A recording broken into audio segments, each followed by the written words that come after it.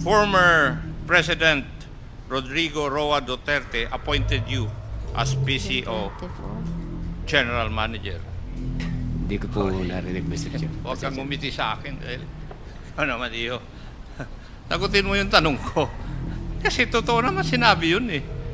Di ba? Possibly, Mr. Chair. Abi ka pardon? Possibly po. Hindi ko po narinig na sinabi ni Senador Bato, Ayaw mo Mr. Chair. magsinungaling ng todo-todo, ah. Kasi sinabi talaga ni Senator Bato yun. There is somebody in the PNP who is nearer the ears of the President. Sa patuloy na pagdinig sa House hearing sa investigasyon sa kaso ni Colonel Yorena Garma na napapabalitang espesyal umano kay dating President Rodrigo Roa Duterte. Naipit sa mga katanungan ni Representative Acop si Commissioner Edelberto Leonardo. Ito ay patungkol sa kung sino ang pinakamalapit na pulis kay former President Duterte na tinukoy umano ni Senator Ronald Bato de la Rosa. Sa kakaibang estilo ni Acop ay tila halos kabahan ng mga tinatanong at dahil sa tensyon ay napilitan si Espenido na aminin at isiwalat ang mga pangalan ng mga opisyalis na nag-utos umano sa kanya. At ito ang kanyang matinding revelasyon. Halina't sabay-sabay nating panuorin at alamin ang video ito na tiyak na ikakagulat nyo. Ngunit bago tayo magpatuloy, huwag kalimutang i-like, share, subscribe, and click the notification bell for more updates and for more upcoming videos. Maraming salamat! I'd just like to ask Colonel Espenido, kayo po ang naging station commander sa Calbiga, Samar, am I right? Gandara, Samar, Your Honor, Mr. Chair. Sino po naglagay sa inyo ron as station commander? Yung regional director ko, Your Honor, in the person of Brigadier General Ray Lanyada. And then kayo po ay naging station commander sa Misamis. Right after sa Gandara, Samar, Your Honor, Mr. Chair, naghipi ako ng San Miguel, Leyte, before Yolanda, Okay. for 6 months. Kay San Miguel Leyte po kayo. Sino Yes. po naglagay sa inyo ron? Yung regional director ko pa rin. Doon Your po Honor. naman sa Usamis. Nung kayo ay naging... Ang Chief PNP mismo, Your Honor. Ang din, Chief PNP mismo. Oh, Sino yes. po yung Chief PNP? Senator Bato na ngayon, Your Honor. Okay. Ito po bang pagkakalagay sa inyo sa Usamis ay mayroong basbas ng Pangulo ng Pilipinas? Ng dating Pangulo? Nung una, Your Honor, I talked directly to the Chief PNP, General Bato de la Rosa. Then, right after, yung presidente na mismo ang Okay. kausap ko. So meron pong basbas ng Pangulo yan. Yes, Your Honor. So ibig sabihin, hindi kayo pwedeng ilagay na station commander ng anumang, especially, yan pa nga, hindi katulad ng Cebu City yan eh. Yes. O ng Davao City. Yes. Di ba? Yes, Nang Mr. walang Chair. basbas ang Pangulo. Meron palaging basbas ang Pangulo. Am I right? Yes, Your Honor. Okay. So gusto ko lang sabihin, Mr. Chair, na hindi ka pwede maging station commander ng Cebu City at ng Davao City na walang basbas ang Pangulo ng Pilipinas. Yun lang po. Thank you, Congressman Abante. Next to interpolate is Congressman Dagook. You are recognized. Thank you, Mr. Chair. At last, I would just like to manifest before I interpolate that I am in agreement with all the biblical passage being read by Colonel Espenido. I just want to add, try to see Sirach 31:5, Sirach chapter 31, verse 5, to fully support all the biblical passages that you have read. Now, Mr. Chair, I would like to ask Major Jamie Portalisa, sinabi mo kanina na yung kasing mga katanungan ko na pinaghirapan kong aralin ang mga affidavit ay naitanong na lahat. So, itanong ko na lang kay Major Portalisa, sinabi mo kanina nung bumisita sila Colonel Royena Garma sa iyo kasama yung dalawa pa ninyong kaklase sa PNPA ay nag-exchange number kayo. Tama po ba yung narinig ko kanina? Your Honor, kami lang po ni Colonel Garma yung nag-exchange numbers. Kayo lang ni Colonel Garma. So, nandyan pa po ba ngayon sa posisyon mo yung cellphone na gamit mo noong 2016 noong nag-exchange number kayo? Wala na po, Your Honor. Kung wala na po yung cellphone na yon, natatandaan mo po ba, Mr. Chair, yung number ni Colonel Garma? Hindi na po, Your Honor. Hindi mo na natandaan? Hindi na po. Mas maganda sana kasi kung natandaan mo yon, really to support your claim na nagkaroon kayo ng pagpapalitan ng numero. So, to Colonel Espenido, hindi ko kasi natapos yung mga katanungan ko noong unang nag-interpellate ako sa iyo just to yield to other members. Hindi ko tinapos yung oras ko. But I really believe, I have manifested this before, kung ano yung mga sinasabi mo kasi nakikita ko sa pagsasalita mo at saka sa yung facial expression mo. May tanong ko lang, I have already established this noong unang pagtatanong ko sa iyo na talagang si General Bato, yung General De La Rosa yung kausap mo sa telepono at na-validate mo yon nung nagkita kayo personal sa krami nung nag-report ka na siya yung nag-order na sagot mo na yon. Now, mayroon ka pang isang sinabi dito sa paragraph 4 na hindi ko na tanong na nung tinawagan ka ni former Chief PNP De La Rosa, sinabi niya na you are the only one capable of disbanding the Kerwin Espinosa drug group operating in the area of Albuera. Tama po ba yon? Yes, Your Honor, Mr. Chair. Bakit po nasabi yon sa iyo ni former Chief PNP Bato? Mayroon ka bang previous accomplishments na kagaya nung disbanding of criminal elements na nalaman ni General Bato? Yes, Your Honors, nung reference niya, number 1, yung sa kay Espinosa, Mayor Espinosa, na nangyari na na-disband for 18 days lang, almost 1 month. Your Honor. Pero Mr. Chair, itong paragraph 4 kasi, hindi ka pa na-assign sa Albuera nito. Ito yung unang pagkakataon na nung nakaupo si former President Duterte, tinawagan ka ni former Chief PNP Bato na i-assign ka sa Albuera. Kasi sinabi niya, nung tumawag siya na you are the only one capable of disbanding the Kerwin Espinosa drug group operating from that area. Kaya naitanong ko, mayroon ka na bang former accomplishments or mga karanasan disbanding criminal groups? Yes, Your Honor. When in fact, my promotion, I've got 2 meritorious promotion, Your Honor. 4 sana, pero hindi natuloy yung 2. So, yung mga tao mismo sa area na nakausap ni former Chief PNP Bato de la Rosa ang nag-request. Kasi sa totoo lang, Your Honors, hindi naman magyabang tayo, pero yun man ang totoo talaga na tayo lang ang kinakatakutan ni Kerwin Espinosa sa Leyte. Baka masabi mo na yung galit ako. Ganito talaga ako magsalita. Ganito talaga, malakas ang boses ko. Hindi ako gumagamit ng microphone pag mag-meeting kami sa opisina. Dito sa paragraph 8, Colonel,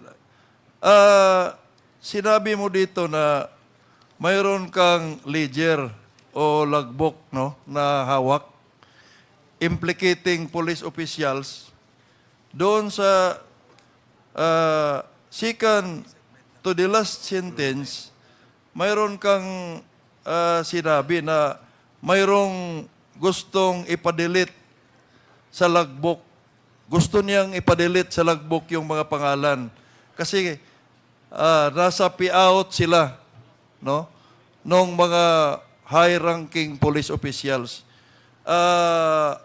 Sinabi mo dito, I did not allow the deletion of names from the logbook. Tama po ba? Yes, Your Honor. Ang katanungan ko, Mr. Chair, sino po yung nag-utos sa'yo na i-delete yung mga pangalan sa logbook? Your Honor, Mr. Chair, can you allow me not to answer that question? It may be answer in executive session, Your Honors. Pero, buhay pa ba yung taong yon? Buhay pa? Buhay pa sila, Your Honor. Nasa active service pa ba ng PNP yung taong nag-utos sa'yo na i-delete? Mga retired na, Your Honors. Retired na. Okay, hindi ko na lang ipilit yun, no? Dito sa paragraph 9, may mga nabanggit ka dito na mga witnesses. Ganon din po ba ang isagot nyo kung tatanungin ko kung sino yung mga witnesses na to?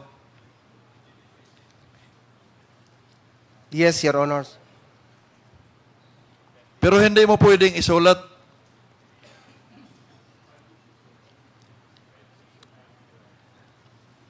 In the absence of executive session, can you write the names of these persons para at maibigay sa presiding? Number 1, yung nag-utos sa'yo na i-delete yung mga pangalan. At number 2, yung mga pangalan ng mga witnesses na tinutukoy mo sa paragraph 9. Your Honors, mas mabuti sana kung sa executive session. Kung pwede lang, Your Honors. Dito sa paragraph 16, sinabi mo na naniniwala ka na involved si former Chief PNP De La Rosa doon sa pagpawalang sala or pag-dismiss sa mga kaso na pinail mo against nila Kerwin.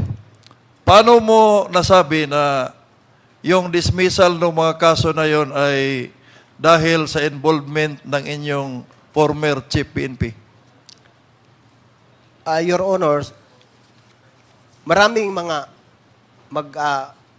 natanggap ko na mga magsabi, lalo na yung mga regional director ng RIAS, Regional Internal Affairs Service, na may instruction galing from the Chief PNP na lahat ng mga na-involve sa ganon mga patayan, i-exonerate. Your Honors.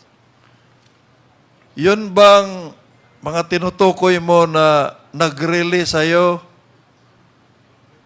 na exonerate yung mga involved sa mga patayan ay active members pa ng PNP ngayon? Mayroon active, Your Honors. Mayroon na rin nag-retire. Retired, Your Honors. So, galing sa kanila, nirelease sa'yo na itong mga tao na to na sa palagay ninyo ay dapat makasuhan ay ipa-exonerate.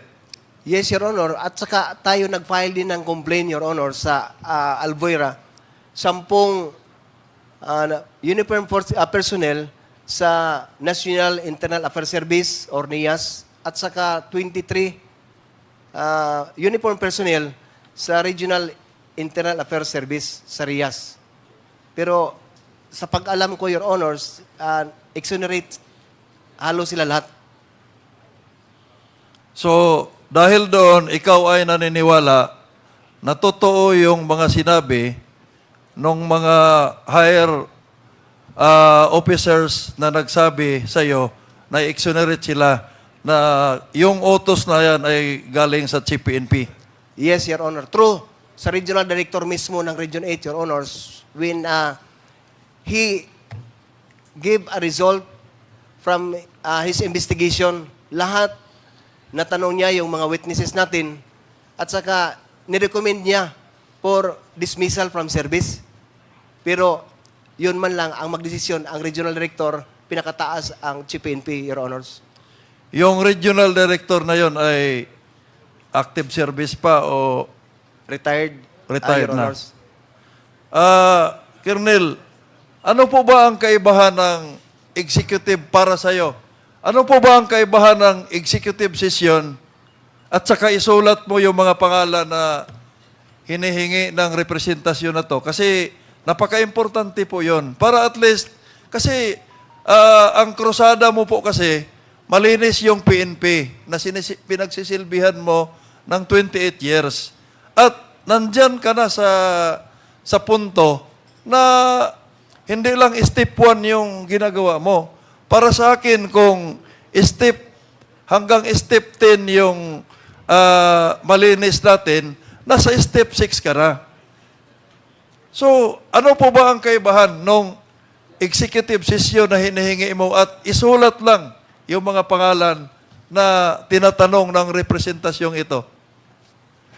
Your Honors, ang kaibahan, number 1, kung dito natin i-mention yan, Hindi i-mention. Hindi ko naman sinasabi na i-mention mo dahil naintindihan ko yung posisyon mo. Kaya lang, napaka-importante po yung mga pangalan ng mga tao na yon. At least ma-aware kami na mga mambabatas, no? Dahil yung mga high-ranking officials na yan, dumadaan po yan sa Commission on Appointments, sa CA. This is in aid of legislation. Kaya magagamit namin yung mga impormasyon na yon sa paggawa ng batas. Baka maamindahan natin yung mga batas na tatamaan doon sa mga recommendations ng committee na to. Hindi ko sinasabi na sabihin mo. Kaya, ang sinasabi ko lang, pwede mo bang isulat? Kaya, tinanong kita, anong kaibahan ng executive session at saka isulat? Kasi sa isulat, ganun din naman eh. Ang sabi ko nga, i-submit mo lang sa presiding. Hindi ko nga sinabi na ibigay sa akin eh. I-submit sa presiding for the committee's consumption na makita namin bakit ito mga tao na to ay ganito at bakit nagiging ganyan sila doon sa mga lower ranking official para mapag-aralan natin yung promotion for me, no? Yung promotion ng mga yung method of promoting these PNP officials. Kasi krusada mo yan at I would like to manifest for the record na I am one with you. I am one with you. Thank you, Your Honor. Pwede mo bang isulat yan at mai-submit sa presiding chair? I agree to that, Your Honors, na isulat, but give us an assurance also that you, the legislators, knows about the names that I want to give you this committee hearing, Your Honors. Mr. Chair, the resource person is asking a commitment, an assurance from the committee that the names of these high-ranking officials na tinutukoy niya sa kanyang mga affidavit ay isulat niya at tayo lang ang makakaalam for committee's consumption to aid us in our committee report recommendation in aid of legislation. Can the chair assured Colonel Espenido on that? Yes, in fact, we are in the process of studying whether the Colonel Espenido would be eligible to become a state witness, and the OJ is presently looking into that. And the committee will definitely recommend in its committee report those witnesses who have appeared before this committee to be given immunity as well, or if they are eligible to become part of the witness protection program of the Department of Justice. Mr. Chair, lidawin ko lang, ang hinihingi ko ay isulat ni Colonel Espenido yung mga pangalan na tinatanong ko instead of having an executive session. At he's willing, provided the committee will assure him na that is only for the consumption of the committee in aid of legislation. Hindi natin i-divulge. Can the chair of the Quadcom commit on that to Colonel Espenido? Well, yes, we can ask him to do that. But if the document that he will submit to us will be included in our committee report, therefore it will become a public record. That is not a document, Mr. Chair, that I am asking. Names of high-ranking officials na, number one, yung nag-utos na wag i-delete, yung nag-utos na i-delete itong mga pangalan na to doon sa logbook na hawak niya, at yung mga witnesses, at yung mga high-ranking officials na nag-utos sa kanya na ito ay huwag kasuhan. I-dismiss itong mga kaso nila, which is supposed to be makasuhan yon. Mga pangalan lang, not a document. Well, as I stated earlier, if we receive this list of names from Colonel Espenido and we feel, the committee feels that these people must be held liable, then we will have to include that in our committee report. And if it's included in our committee report, that will now become a public record, and it will be accessible to anyone who wants to see the names of those officers who have been listed by Colonel Espenido. Perhaps what we can do is that we ask Colonel Espenido to submit the names to us, and if we feel that this must be included in our committee report, we will have to inform him that the names that you have given us will now be part of the records of the Quadcom. I understand the position of the chair, but Colonel, again, it is your crusade, to cleanse, the PNP organization from iskalawags. And I would like to reiterate my manifestation also that I am with you. Pareho tayo ng direksyon. Kaya kung maaari, maibigay mo yung mga pangalan na yon.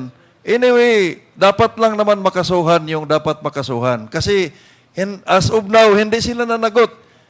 It is a crime, alam mo yung obstruction of justice yun. Kaya I agree. I think the position of the chair is fair to Colonel Espenido. Anyway, mga pangalan lang naman yung isulat mo. Then, yung dapat lang naman makasuhan na mayroon tayong in the case of the prosecution na sa tingin natin it will hold water, yun lang naman at ipaalam naman sa iyo. So, can you submit that list to the chair? I will consider that, Your Honors, and I will refer to the chairman of this Quad Committee, Your Honor. Thank you, Colonel. Thank you, Mr. Chair. Now, I am supposedly interpolating Colonel Garma, Mr. Chair, but based on what I have heard in the previous interpellators, I will no longer interpolate him, but I would just like to manifest that I am supporting the conclusion of the chairman of the Committee on Human Rights na mayroon siyang mga tinatago, makikita ko sa kanya mga mata, at naririnig ko sa kanya mga sagot. I will no longer interpolate him, but I would just like to put on record na there is relevance in the conclusion of the chairman of the Committee on Human Rights. I don't believe, no, to some of the answers of Colonel Garma.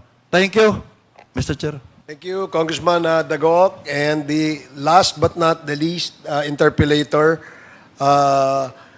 Congressman Romy Acop. And then after the interpellation of Congressman Acop, we will give time to our resource persons to say whatever they want to say before the committee. So, Congressman Acop, you're recognized. Thank you, Mr. Chair. Napakahirap po yung huli dahil kagaya ni Honorable Dagoc, natanong na po ang karamihan ng mga katanungan. But be that as it may, kailangan gampanan natin yung ating obligasyon. Colonel Garma, ang sabi po nyo kanina, nag-retire kayo ng June. Yes, Mr. Chair. Yes, and you announced that in the flag ceremony that you are going to avail of early retirement. That was in June 22, 2019, para ma-refresh yung memory mo. Yes, Mr. Chair. Yes. And after your retirement, on June 24, 2019, former President Rodrigo Roa Duterte appointed you as PCO 24. General Manager. So yung mga sinasabi mong kasagutan at saka dates, those were wrong. Kasi baka naku-confuse mo yung pag-announce ng inyong appointment kaysa dun sa assumption. Di po ba? Yes, maybe. On record, Yes, Mr. Chair. you announced in a flag ceremony that you are availing of early retirement. That was in June 22, 2019. And 2 days thereafter, former President Rodrigo Duterte announced your appointment as PCSO General Manager.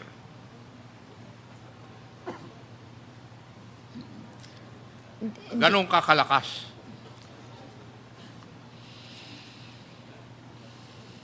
May I know from Colonel Leonardo and Colonel Garma, if you held a meeting in Davao in June 28 of 2016?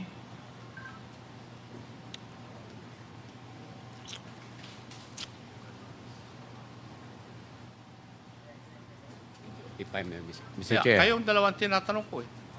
No, Mr. Chair. No. You did not have a meeting with your former classmates, class of 96 of the Philippine National Police Academy.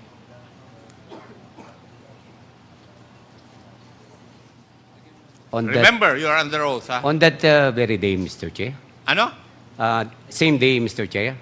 PNPA classmate mo, Opo, Mr. class Chair. of 1996. May I be clarified, Mr.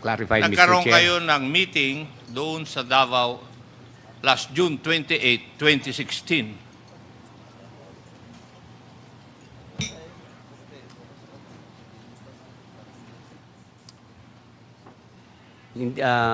Yes or no? Nagkita-kita po kami, Mr. Chair. Meron pong naalala ko na Kung nagkita-kita kami. nagkita-kita kayo, nag-meeting po ba kayo? Yun ang tanong ko eh. Pakisagot lang po ng yes or no. No, Mr. Chair. You did not meet with your classmates. Mr. Chair, hindi po kami nag-meeting. Nagkita-kita lang kayo. Opo. Ang ibig ko sabihin, Yung mga Mr. Chair, classmates mo, galing sa iba't ibang lugar, nagkita-kita kayo doon. Opo, I think nagkita-kita is po your kami. answer. Tama? Nagkita-kita po kami, Mr. Chair. Umiiwas ka kaagad, iho eh. Pares lang tayong galing sa CIDG. Di ba? Pero ako naging hepe, ikaw hindi. Yes. Colonel Garma, would that be true also that you met with your classmates, members of Class 97, in Yes, Davao City on June Yes. 28, 2016? I'm not sure of the date, Mr. Chair, but there was a meeting. Yes, Mr. Chair. Yes, there was a meeting. Okay, I'm just establishing the fact. Yun ang sagot ninyo You're not very sure. Kasi I'm sure. Sigurado ako. Kasi we have witnesses. Tatanungin ko ba ito kung hindi ko alam?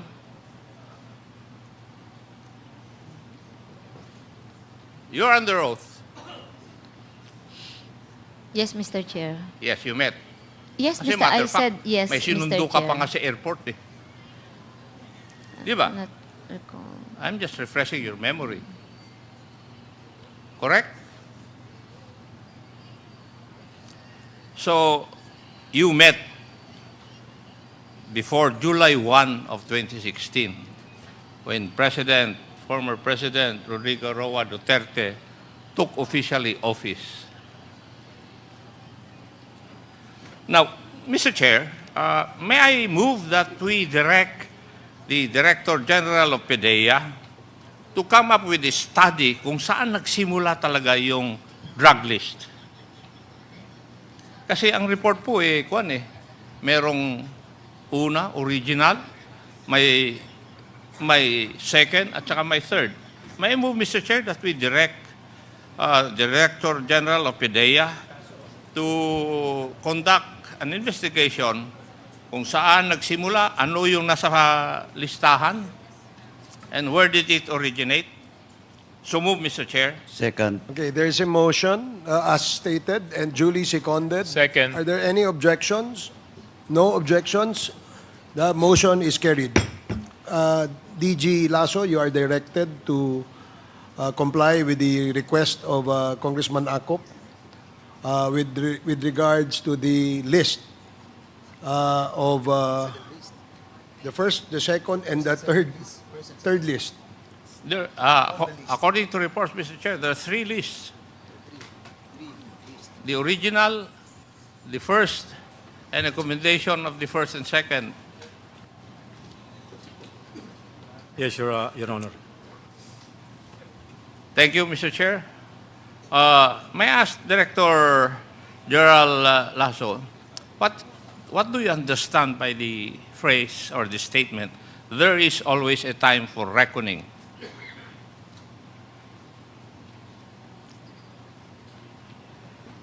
Your Honor, it means hindi parating fiesta.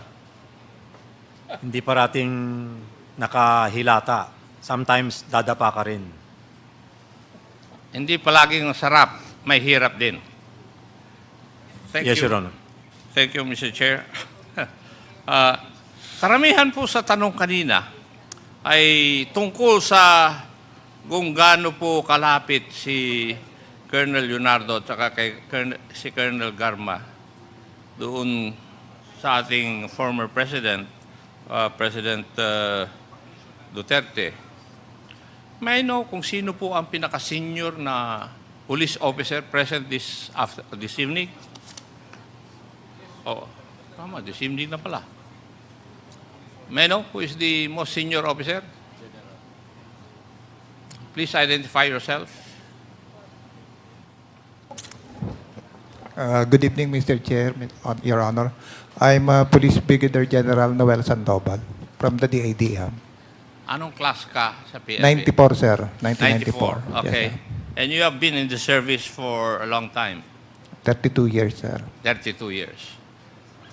And you were on, what was your rank during the time of the former president? 26, I think, That's 2016 to 2022. police colonel, sir. Police colonel. Yes, sir.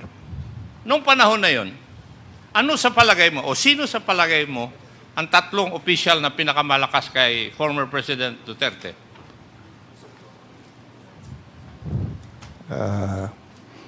I have no idea, sir.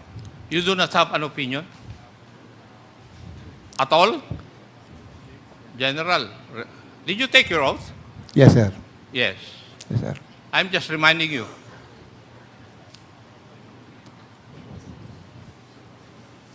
I am not really into that kind of kasi sir since 2012 assignment I'm not asking whether you're in that practice. I'm just asking, what is your opinion? Sino ang tatlong opisyal na ng PNP na pinakamalakas kay former President Duterte? Alam naman lahat ng mga opisyal eh. Ako naman, no? Yes, sir. The Chief PNP, sir. Who? Sino ang Chief PNP? Chief PNP Batu, sir, because he was appointed by the President. And probably, sir, yung command group niya. Command group niya. Yes, sir. Magkikita pa rin tayo. You're not answering me correctly. Kasi yung answer mo officially siguro because of their position. Pero ang tinatanong ko, yung opinion mo. Yes, sir. And that is my opinion, sir. That is your opinion. So be it.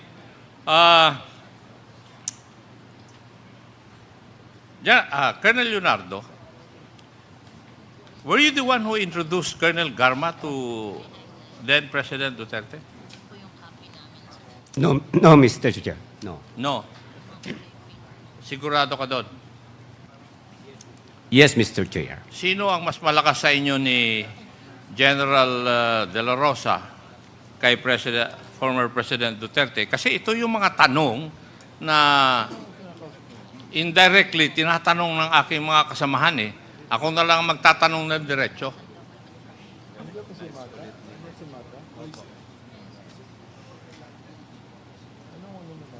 Definitely, Mr. Chair, mas malakas po si Sir Bato, Mr. Chair. Senator Bato, Mr. Chair. Kasi napilit ka niya na mag-retire early.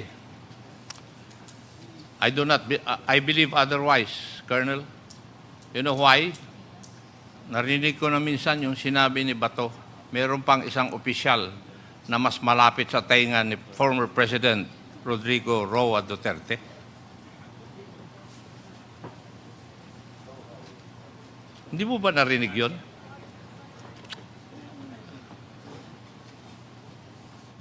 Hindi ko po narinig, Mr. Chair. Huwag kang ngumiti sa akin.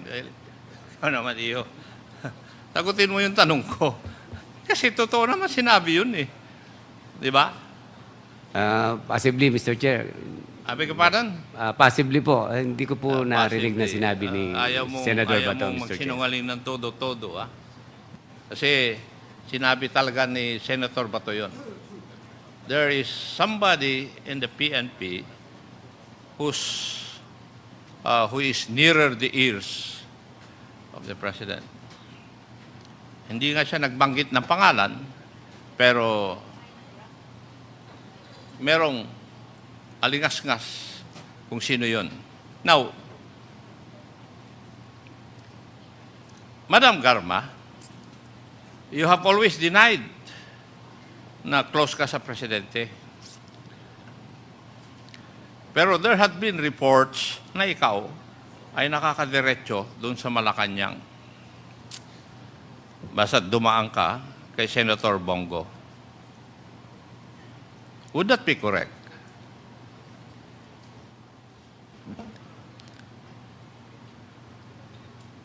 Yes, Your Honor. Yes. So, ang tanong ngayon ng karamihan sa aking mga kasama kanina, sino po ang mas malakas kay Presidente sa inyong tatlo?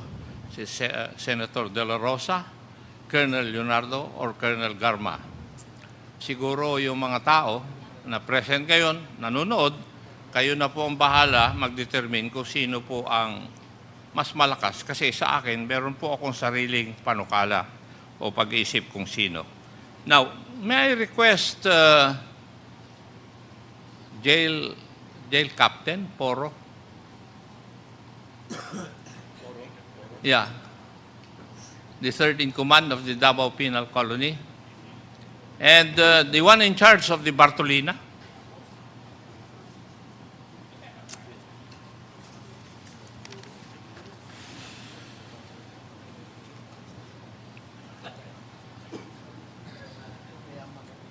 Yung in charge sa Bartolina, ikaw yung tinanong ko nung previous hearing? Yes po, Your Honor. Yes, okay. Now, may I ask the PNP, first, before I go to my main topic, why can't you not produce SPO4 Narsolis?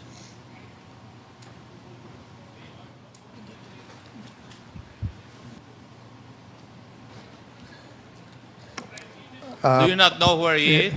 No, no, sir. For now, sir, I cannot. I have no idea for now, sir. I cannot answer you the question, sir. May I ask COMSEC if the PNP was directed to see to it that SPO4 Narsolis retired will be able to attend this hearing? Na-invite? And yung PNP, naibigay nyo ba yung invitation sa kanya? If I may, Congressman Akop, I was advised by Colonel Cunanan that he assisted the committee secretariat in extending the invitation to Art Narsolis in several addresses. And one of those addresses that they delivered the invitation, it was the son who received the invitation. And unfortunately, when they were asking for the contact number of Mr. Art Narsolis, the son did not cooperate with the PNP. So maybe in the next hearing, we will have to ask the PNP and the NBI to bring him to the committee because he has already been cited in contempt. Mr. Chair, there's a system in the Philippine National Police so that the PNP can be assured na yung mga retirees po ay buhay. Lahat po ng retirees may kabady. In my case, ang kabady ko po yung security officer ko. And every 3 months, I think, kumukuha siya ng litrato kasama ko para masabi, may hawak ako na dyaryo o kaya kalendaryo para makita na buhay ako nung araw na yon. So, bakit nahirapan ng PNP para hanapin siya when there is such a system for them to be able to locate SPO4 Narsolis? General Sandoval, can you... Yes, sir. Based on our coordination with PRBS, sir, the subject personnel, sir, has already received only the lump sum but not yet receiving the pension. So wala pa po daw siyang kabady. Kailan po nag-retire si SP4 Narsolis?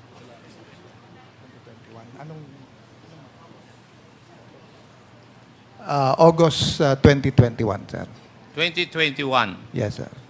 August. Hindi ba ang, I do not know if it is true now, pero ang lump sum mo, hindi ba 3 years lang? Would you know that? Yes, sir. Oh, hindi ba? Yes, sir. But the pension is not yet being received by the subject personnel, sir. Hindi pa ganon. Wala pa, sir. Hindi pa siya nagpe-pension. Sir. When would it start? On process pa lang, sir. I don't know when will it start, sir. But Kailan? based on PRBS, sir, naka-process naman, sir, yung kanyang pension. Hindi yun ang punto ko eh. Sabi nyo, nag-lump sum, pero I know for a fact, kung hindi pa nabago yung yung sistema natin, ang pwede mo lang i-lump sum ay 3 years, after which you will receive your monthly pension. Di po ba? Yes, Your Honor. Yes. O kaya, hindi nyo lang alam kung paano siya hanapin. As explained naman, sir, na nahanap naman, sir, yung anak kanina, but uncooperative, sir. Okay. Thank you. May I request that the Attorney Galicia of the NBI would take note of what would be taken.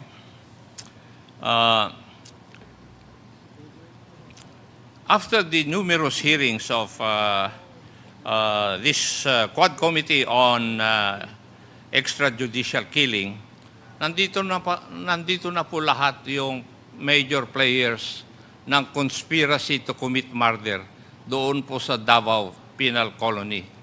Ang absent na lang yung tao na hinahanap natin, SPO4 Arthur Narsolis, na tauhan ni Colonel Leonardo at naging tauhan din ni Colonel Garma. Would that be true? Colonel Leonardo and Colonel Garma? Correct po, Mr. Chair. How about Colonel Garma? Yes, Mr. Chair. And up to the time that you were with PCSO, inassign din ni Colonel Leonardo si SPO for Narsolis sa PCSO. Would that be correct? Yes, Mr. Chair. Correct po, Mr. Chair. Yes. So, si Colonel Leonardo ang nag-assign kay SPO for Narsolis na kasama nyo noon pa sa PCSO. I believe meron pong covered by orders, Mr. Yeah, I Chair. know. Pares tayong galing serbisyo eh. Kaya alam ko naman na may orders niyan. Ang sinasabi ko lang ay yung katotohanan na si SPO for Narsolis na kasama nyo pa noon pa ay na-assign sa PCSO. Under what conditions, I do not know whether it's in accordance with protocols of the PNP. Hindi ko alam yon. Na pwedeng i-assign ang isang pulis sa civilian agency. So, I do not know how you did that. But be that as it may, nandito na po lahat ang kwan. Nandito yung superintendent ng penal colony. Nandito yung tatlong PDL na narinig nyo na lahat yung testimony nila. Nandito na rin yung kasamahan ni Superintendent Padilla, si jail captain na ba, iho? Jail Captain Poro, at saka yung in charge ng Bartolina. Kasi yung conspiracy to commit murder, sabi po nila ay nag-start nung pumunta si SPO for Narsolis at kontakin yung kaklase niya ng high school. Inamin ni PDL Tatatan, nakaklase niya sa high school, at kinausap niya tungkol sa isang operation sa loob ng Davao Penal Colony. Yun po nangyari. Now, yung operation na yun na sinasabi involved the killing of 3 alleged Chinese drug lords who were detained inside the Davao Penal Colony. Una, 2 pa lang na Chinese drug lord. Pero may i-transfer na pangatlo from a different penal colony. Now, PDL Tatatan contacted the PDL Andy Magdadaro to help him accomplish the plan. Nandun naman lahat sa affidavit nila, subscribed and sworn to. Now, this operation resulted to the killing of the 3 Chinese drug lords. How did this happen? The killing of the 3 would not have been committed without the participation of officials and members of the Davao Penal Colony. And what were the acts of said officials? There was a statement by PDL Tatatan na sinabi nila kay SPO for Narsolis na mahirap gawin na patayin yung 3 simply because magkaiba ang lugar nila. Yung foreign nationals na nakakulong, nakakulong sa ibang lugar, yung mga locals na sa ibang lugar. So this information was relayed to SPO for Narsolis. Sabi ni SPO for Narsolis, ako nang bahala. What followed was galugad operations. Tama, Jail Captain Poro. You conducted 2 galugad operations. One, doon sa selda ni na PDL sa Tata and Andy, and doon sa foreign nationals. Would that be correct?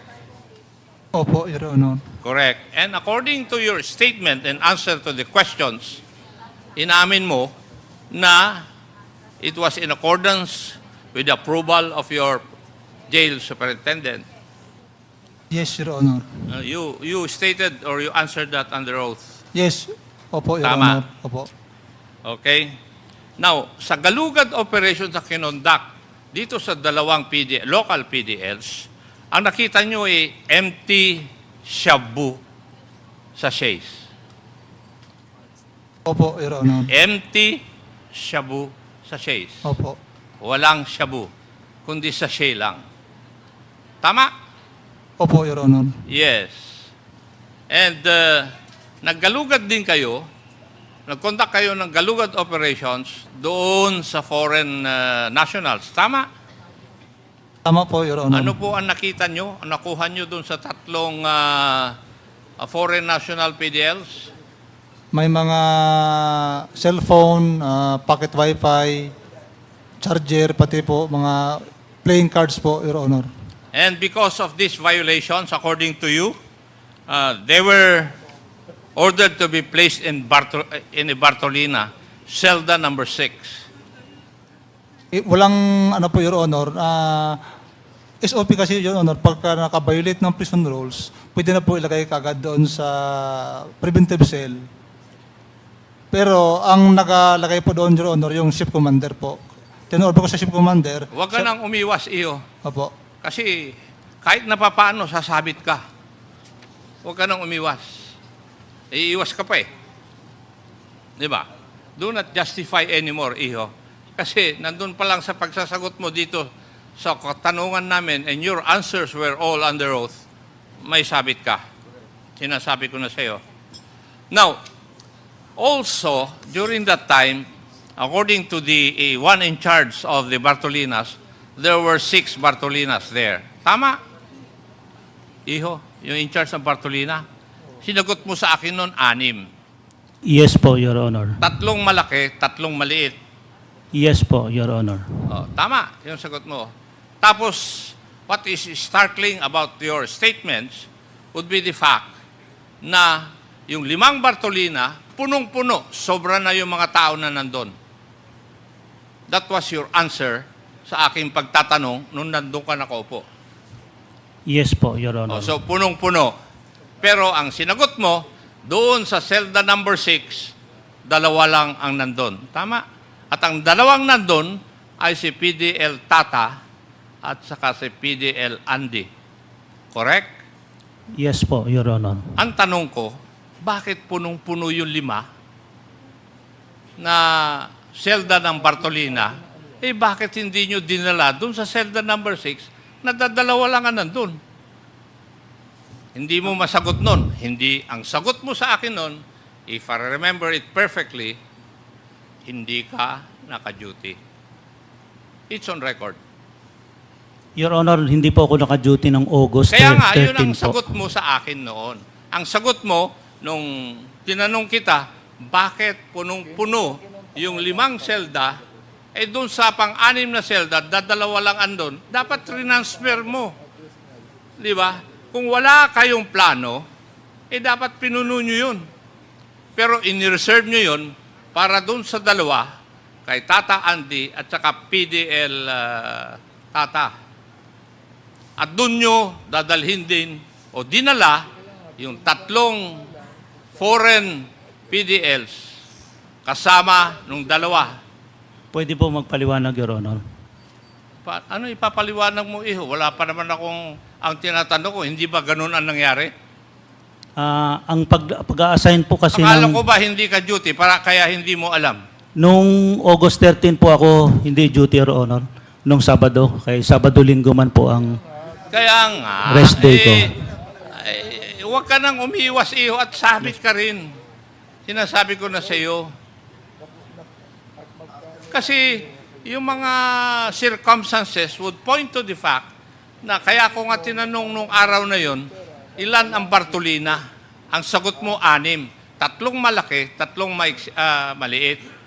At tinanong ko, ilan ang mga taong nandun? Sinasabi mo nga, sobra, punong-puno. Ang tanong ko sunod, bakit doon sa selda number 6, 2 lang nandun, hindi nyo inilagay yung sobra doon? Kasi may plano kayo. Pwede po magpaliwanag, Your Honor. Hindi naman kita hinihingan ng paliwanag eh. Sorry po. Ang sinasabi ko, kung ano ang sinagot mo sa akin nung tinatanong kita. Di ba? Hindi ba katotohanan o nagsisinungaling ba ako? Hindi po, Your Honor. Totoo lahat yung sinabi ko. Yes Kasi po. yun ang sagot mo sa akin noon. Yes po, Your Honor. Di ba? So huwag ka nang umiwas. Kasi talagang kasama sa plano na sa selda number 6 ng Bartolina, doon dadalhin yung dalawang local PDLs at saka yung tatlong foreign PDLs. At doon sila pinatay. Di ba? Ang report ninyo, naglaban sila. Yun ang report ninyo. That's why they were charged for homicide. Pero hindi nyo alam, it worked against your favor because according to PDG Director General Lasso, there is always a time for reckoning. I think the reckoning is now. Correct. Mr. Chair, may I move that the NBI should conduct an investigation and get all the pieces of evidence and documents given to this committee so that they can file the necessary charges against those people who should be charged because of this crime, Mr. Chair. So move, Mr. Chair.